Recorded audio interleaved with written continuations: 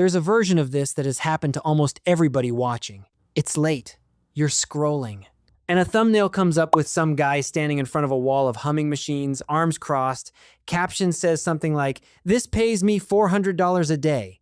And you don't click it because you're not 12 years old. You know better.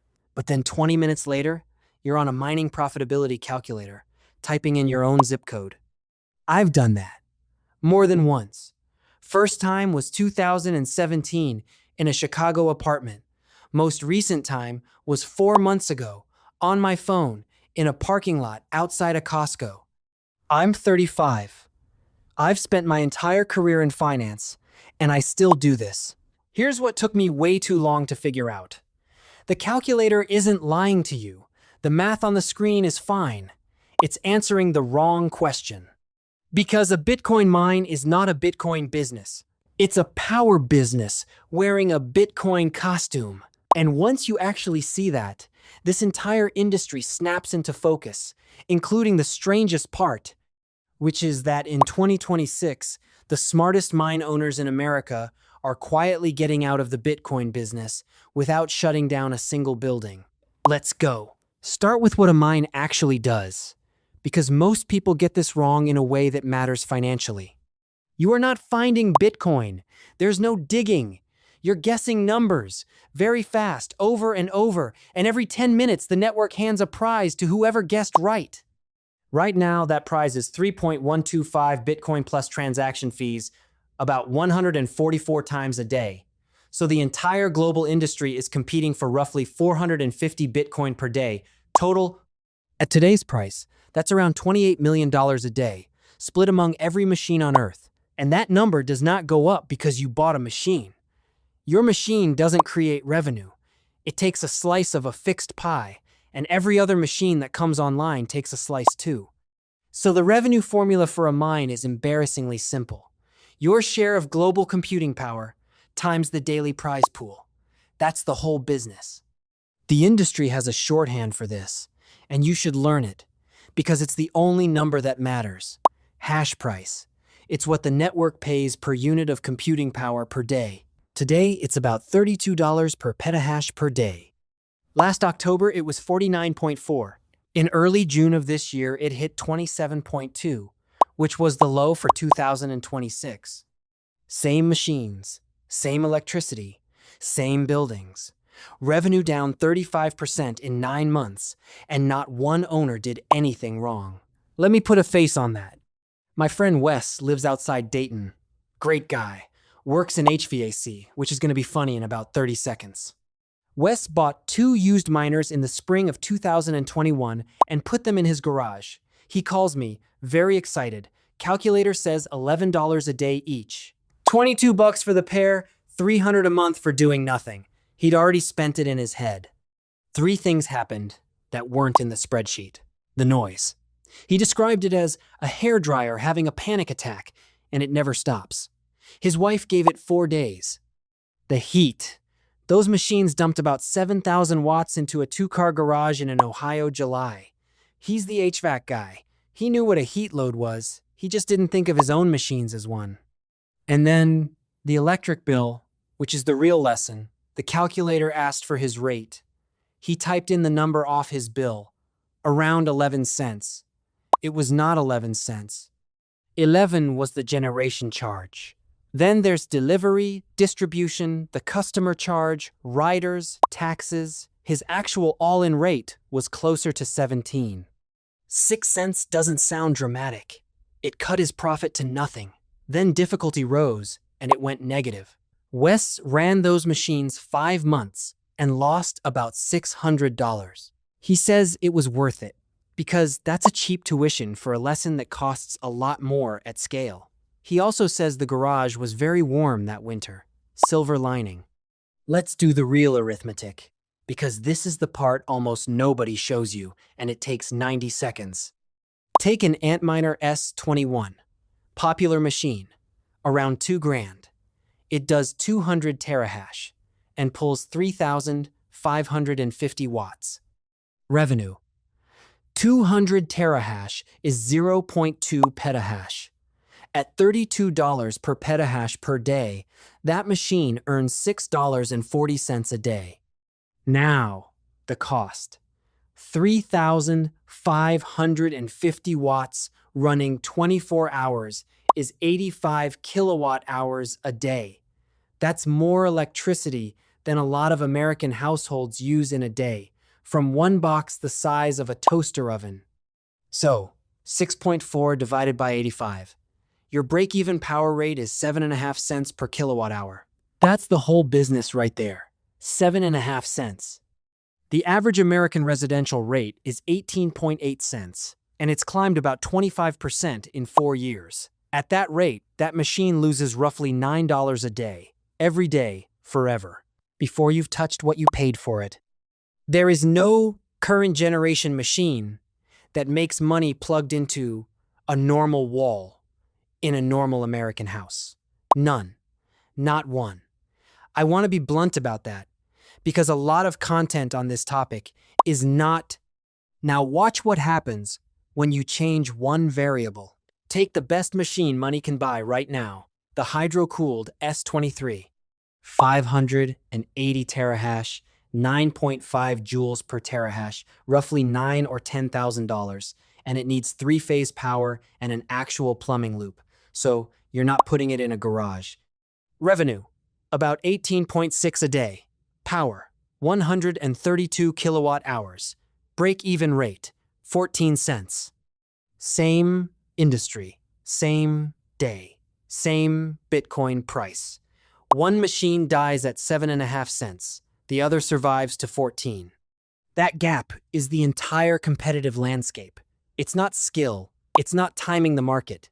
It's two numbers, what you pay for power and how many joules it takes you to do a terahash. Everything else is decoration. In 2022, I got serious. I built a model. 10 megawatts, West Texas, financing assumptions, difficulty curve, the whole thing, 40 tabs. I was proud of it. I sent it to my friend Priya, who trades power in Houston. Actual power, megawatt hours, not tickers. She didn't open the tabs. She replied in about 4 minutes with one question. Is your power contract fixed, indexed, or interruptible? And I sat there, because I had typed 4.5 cents into a cell and moved on with my life like it was a fact of nature. Here's what she explained, and it reframed the whole thing for me. Everybody's got the revenue side backwards. Bitcoin price, difficulty, block reward, transaction fees. You control exactly none of that. Zero. You're a passenger. The cost side is the only place a mine owner has any agency at all. And the cost side isn't one number. It's a contract with structure. Fixed rate means you're safe when power spikes, and you're overpaying when it crashes. Indexed means you're exposed to the market, which in Texas can mean a summer afternoon where power costs more per hour than your machines produce in a week. Interruptible means you agree to shut off when the grid asks, and in exchange, you get a rate nobody else can get. Priya's line, which I've repeated in probably 100 conversations since. You're not buying a mine, you're buying a power position. The machines are just how you monetize it. That's the thesis of this entire video, and I got it in a text message. Here's the one that gets people. It got me, in a small way, and it got my old colleague Marcus in a very large way.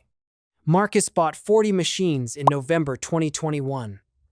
Top of the market, about $11,000 each.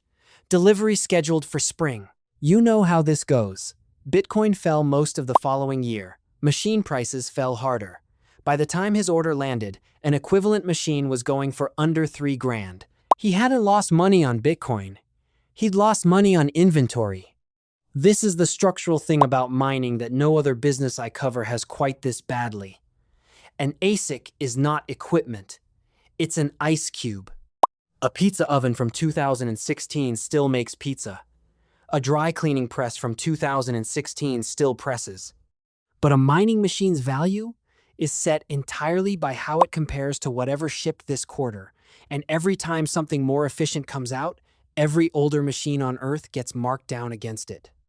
Used S19s right now, machines that cost thousands new, are moving on secondary markets between $50 and $165. $50. That's a nice dinner.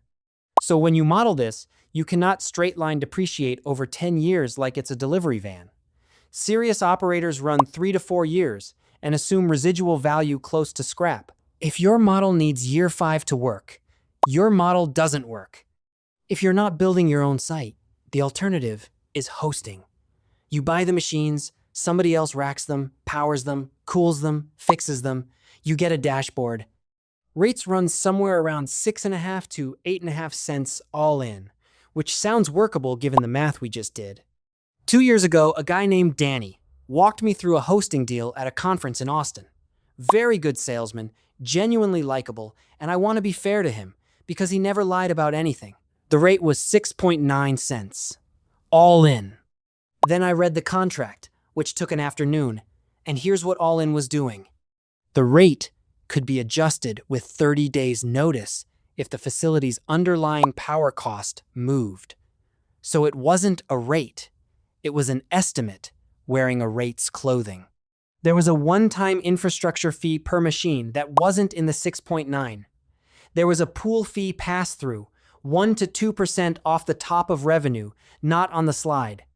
And curtailment hours weren't billed, which sounds generous until you realize it means your machine sits dark on the 10 most valuable days of summer and your capital just doesn't earn. None of that made it a bad deal. Some hosts are excellent, but the number on the slide and the number in your bank account are two different numbers, and the gap lives in 4 paragraphs most people skim. Ask for the rate in writing. Ask if it floats. Ask who eats curtailment. And ask what happens to your machines if the host goes bankrupt, because a few have, and your machines are in a building we no longer control, is a genuinely terrible sentence. Okay, now the twist that made me realize I'd been thinking about this business completely wrong. August 2023, Texas is having one of those summers. Riot Platforms, one of the biggest publicly traded miners in America, mined 333 Bitcoin that month, worth somewhere around $8.9 million. Same month, they collected about $31.7 million from the grid, roughly $24 million in power curtailment credits, plus $7.4 million from ERCOT's demand response program. Read that again. They made about 3.5 times more money not mining than mining. And this wasn't a fluke or a bailout. It's the business model. They contracted for power at a fixed price years ahead. And when the grid gets desperate and the spot price of electricity goes vertical, they turn the machines off and sell their power back at the spike. The machines are a floor. The grid is the upside.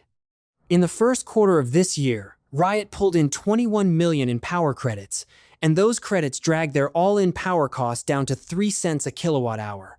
3. Against a break-even that we established is 7.5 for a decent machine.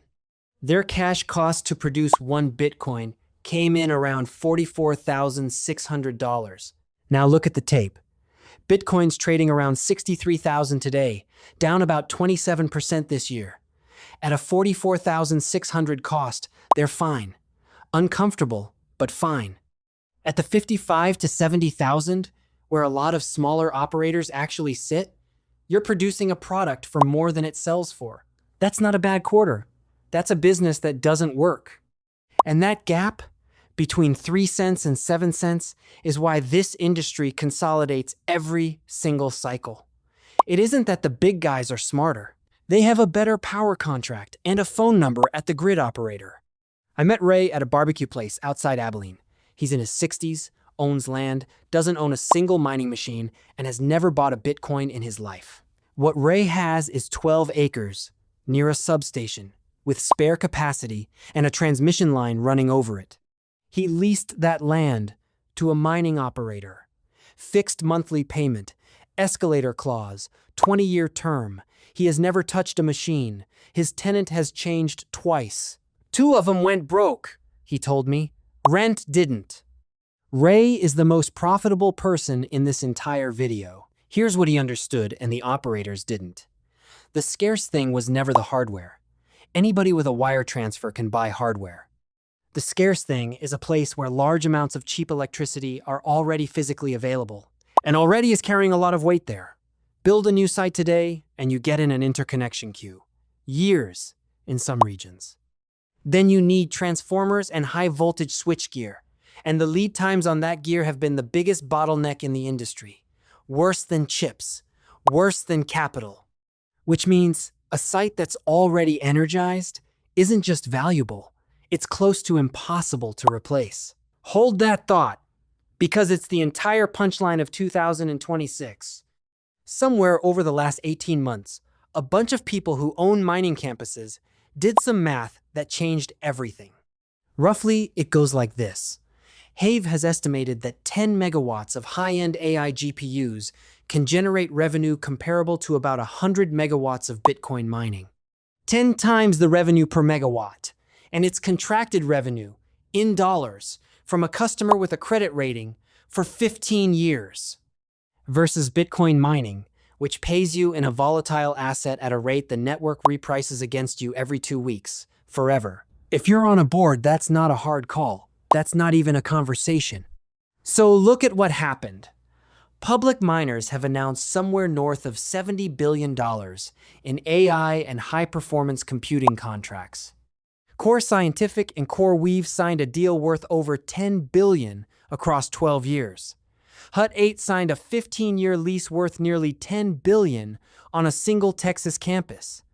TeraWulf has north of $12 billion contracted, and in the first quarter of this year, their AI leasing revenue passed their Bitcoin mining revenue for the first time. Analysts think AI could be around 70% of listed miner revenue by the end of this year, up from roughly 30%. And the market is paying for it, which is the part that tells you it's real. Miners with signed AI contracts trade around 12 times forward sales. Pure-play miners trade around 6. The market is paying double for the exact same buildings, the same substations, the same land, because of what's plugged in at the end of the wire. They're even selling their Bitcoin to fund it.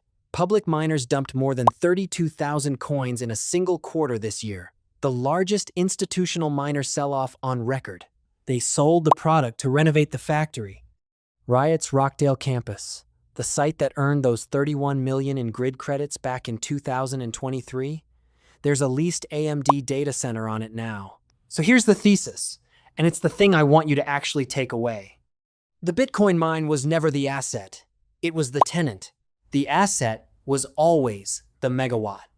Mining was just the best available renter for cheap, interruptible, middle-of-nowhere power during a 15-year window when nobody else wanted it.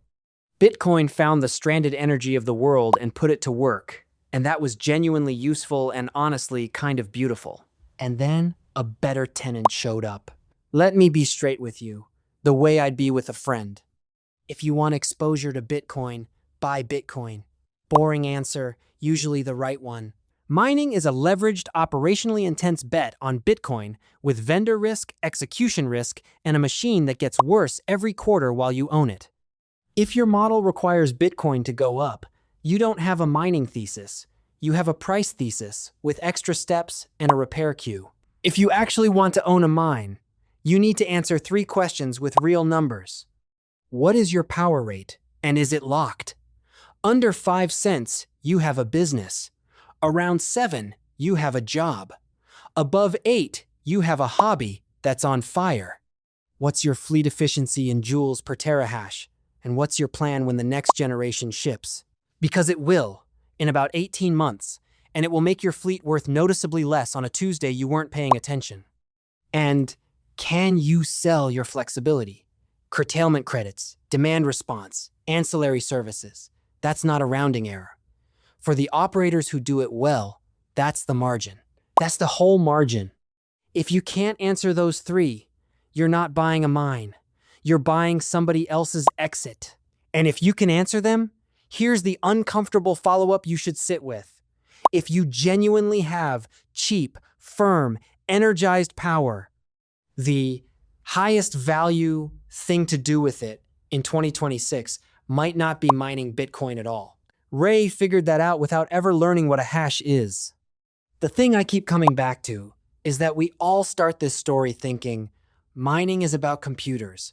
Then you learn it's about electricity. Then you learn it's about contracts.